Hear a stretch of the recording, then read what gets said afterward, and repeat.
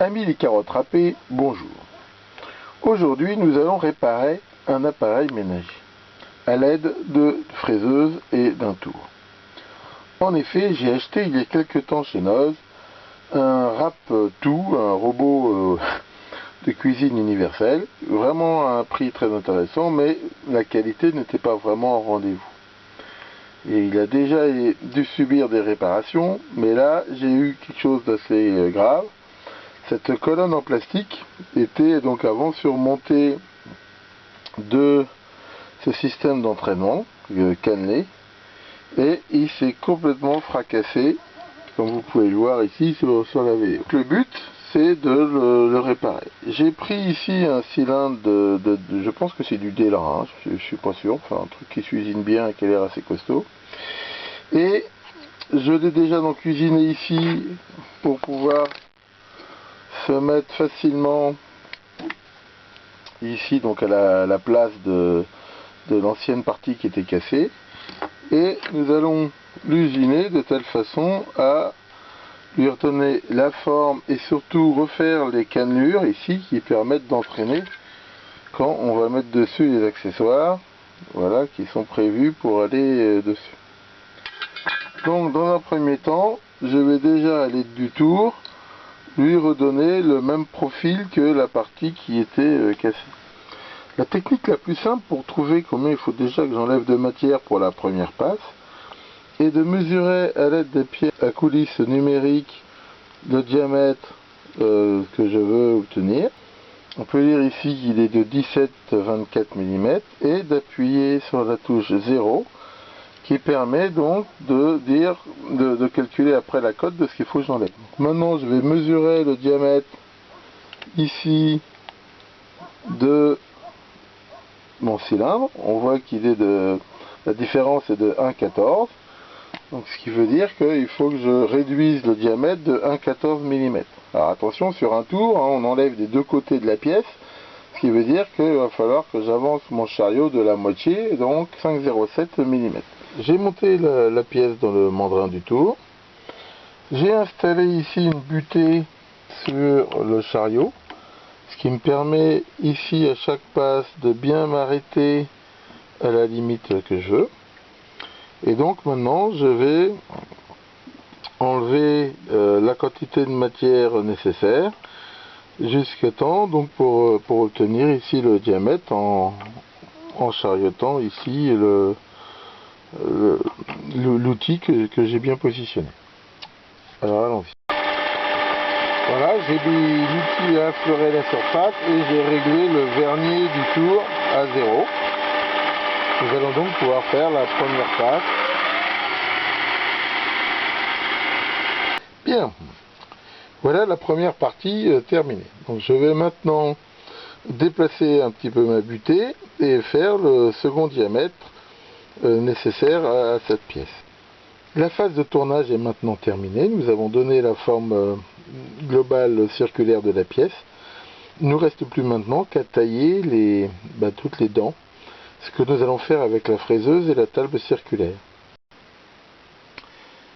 Comme bien souvent dans l'usinage, la préparation et les réglages prennent plus de temps que l'usinage lui-même. J'ai été obligé de déplacer mon étau, de mettre ma table circulaire en position verticale et de monter ici un adaptateur ER11 dans ma broche parce que sinon le jeu ici n'était pas suffisant et le bord ici connu. Nous sommes prêts ici pour usiner les dents. J'ai trouvé une petite fraise dont la forme correspond à peu près, enfin, au mieux possible aux dents que je veux tailler. Et j'ai noté sur un papier donc tous les angles qu'il faut que je fasse. Il y a exactement 10 dents à tailler sur toute la circonférence. Donc nous allons déjà attaquer la première. La première dent a été taillée. Alors je ne peux pas tellement filmer en même temps. J'utilise la technique donc de l'aspirateur où j'aspire ici en même temps que je fraise. Et j'avais plus qu'à répéter l'opération 10 fois en mettant à chaque fois sur ma table l'angle qui va bien. Donc là je vais attaquer la deuxième dent. Voilà, les 10 dents sont taillées. Il me reste maintenant à débarber tout ça et espérer que la pièce va bien. J'ai bavuré la pièce avec une Dremel et une petite brosse en nylon et j'ai fini avec un scalpel. Et vous pouvez voir ici les dents taillées de façon à rassembler le plus possible à l'original. Alors l'instant de vérité, nous allons essayer de mettre un accessoire dessus. Donc, j'en ai amené un ici pour essayer. Et ça rentre impeccable. Très très bien. Et normalement, ça devrait donc à nouveau pouvoir me faire des carottes râpées. Alors, il ne reste plus bien sûr qu'à fixer l'embout sur ce qui reste de la pièce originale.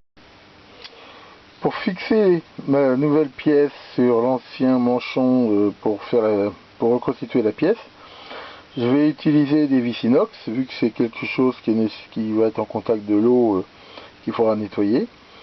Je vais faire 3 trous équidistants sur la circonférence et que je vais tarauder et donc mettre des vis inox comme celle-ci, des 3 mm, des M3. Et je pense que ça devrait être suffisant. J'ai pris des têtes fraisées, ce qui va me permettre de fraiser ici la tête de façon à ce qu'elle ne dépasse pas et qu'elle affleure la surface. Donc là je vais encore utiliser ma table circulaire pour pouvoir faire les 3 trous de façon équidistante. J'ai monté la pièce sur la table circulaire et je vais percer mes 3 trous, bien sûr, après tourner à chaque fois de 120 degrés, donc 120, 240 et 0, ce qui me fera mes 3 trous de façon très précise, équidistants sur la circonférence. J'ai marqué une référence et maintenant que les trous sont creusés, j'ai marqué avec mon feutre les 3 emplacements, donc je vais pouvoir percer à 2,5 pour pouvoir les tarauder. Pour le taraudage, j'utilise un tarot spécial pour trous non débouchants et que j'ai fixé sur ma perceuse visseuse et je le fais à la main vu que c'est du plastique et ça va très bien. Les trous sont taraudés. Maintenant pour faire le fraisage pour les têtes de vis, vu que c'est du plastique, pareil, j'utilise mon petit ébavureur fraiseur manuel et ça marche très bien aussi. Voilà, j'ai fixé avec mes 3 vis inox la pièce dans le manchon. J'ai remis l'axe métallique qu'il y avait à l'origine en haut. Et voilà, donc j'espère avoir réparé. Je pense que ça sera au moins aussi solide que ce qu'il y avait avant. Et grâce à ça, déjà je vais pouvoir manger des carottes râpées à midi, ce qui est très très bon pour mon régime. Mais en même temps, éviter de foutre en l'air un appareil avec tous ses accessoires, parce que cette pièce-là, on est obligé de l'avoir quel que soit l'accessoire. Et comme c'est quelque chose que j'ai acheté dans une sorte de solderie, c'est impossible d'avoir des pièces de rechange, ce qui veut dire que, voilà, comme dans notre monde moderne, pour un truc en plastique à 3 balles, on foutrait en l'air tout un système qui fonctionne encore très bien. Je pense qu'il faudra vraiment qu'on arrête de raisonner comme ça, mais enfin, c'est pas moi qui fais la politique. Cette petite vidéo vous aura aussi permis de voir l'utilisation d'une table circulaire. Il existe un système de plateau avec des trous, qu'on appelle un indexeur, qui permet, par exemple, en choisissant bien le système, de faire très facilement 10 trous, 3 trous, X trous sur toute la circonférence de façon précise, sans être obligé de trop regarder les graduations. Alors je n'ai pas ce système, donc moi j'ai été obligé de le faire à la main. Et je pense surtout remplacer cette manivelle par un moteur pas à pas, où là je ferai quelque chose d'entièrement automatique. Mais ça c'est un de mes futurs nombreux projets. Merci beaucoup d'avoir regardé, bon appétit et à bientôt pour d'autres vidéos.